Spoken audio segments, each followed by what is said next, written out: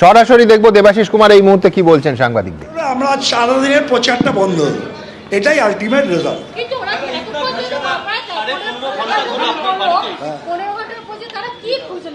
সেটা আমার মনে হয় যারা খুঁজলো জিজ্ঞেস করুন, আমি তো বলে লাভ নেই। তাহলে যারা খুঁজলো কি খুঁজে পেলো, ডকুমেন্টস দিতে হবে, ওদের লিখে দিয়ে যেতে হবে কি কি পেয়েছে।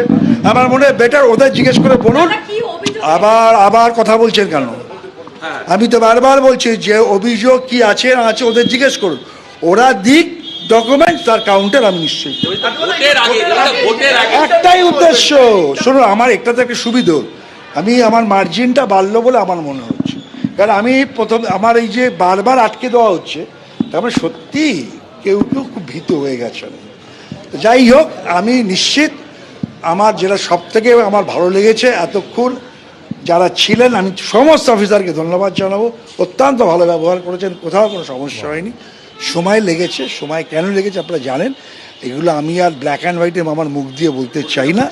আমি পরিষ্কার এটা বলতে পারি, আমি পায়ে হেঁটে আমার কনস্টিটিউয়েন্সির ইতিমধ্যেই 90% কভার করে ফেলেছি।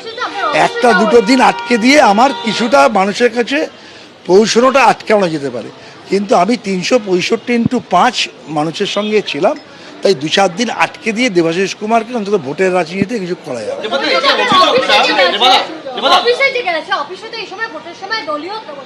আমার কোথাও কোনো, আমি এতটাই স্বচ্ছতা নিয়ে কাজ করি, যেখানে পারে যেতে পারে গেছেও, আমি কোনো বাধাও কাউকে দিই।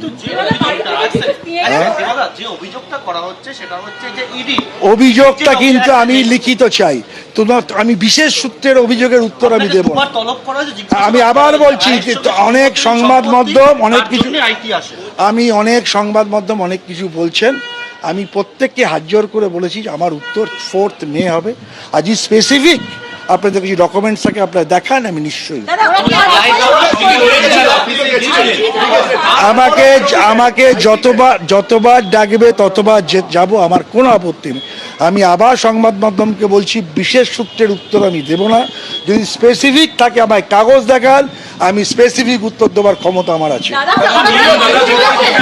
হ্যাঁ, আমি আবার বলি, কোনো এই ধরনের আলগা মন্তব্যে আমি বিশ্বাস করি না। আমি রাজনীতিতে দীর্ঘদিন ধরে আছি, আমি সংগঠনের লোক, কি করে এগুলো কি করতে হবে আমি জানি। যা উত্তর বাংলার মানুষ মমতা বন্দ্যোপাধ্যায়ের পক্ষে 4 তারিখ দেবেন, রাসবিহারীর মানুষ আমাদের কি রায় দেবেন 4 তারিখ দেখবেন।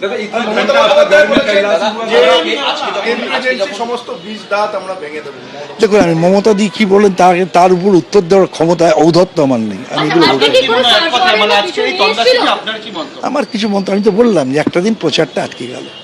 এবার তারা বলুন না আমার সঙ্গে, আমার এখানে এসে কি কি পেয়েছেন, আমি কাউন্টার। আবার আপনি বলছেন, আপনি কেন আমায় জিজ্ঞেস করছেন না কেন? আমি তো আবার বলছি যে ওরা বলুক ওরা কি পেয়েছে, সেটা ব্ল্যাক অ্যান্ড হোয়াইটে দেখা, তার যদি আমার মনে হয় ভুল বলছেন কাউন্টার করুন। আমি আবার বলছি, যা জিজ্ঞেস করুন। আমি দাঁড়িয়ে বলছি, আপনারা যদি কাগজ দেখান আমি কাগজ দেখিয়ে উত্তর দেব, কিন্তু বিশেষ সূত্রের কথার উত্তর আমি দেব। আমি আবার বলছি, আপনি ওদের জিজ্ঞেস করুন দিয়েছে কিনা বলুন, যদি ওরা দিয়ে থাকে বলে আমি দেখিয়ে দেবো।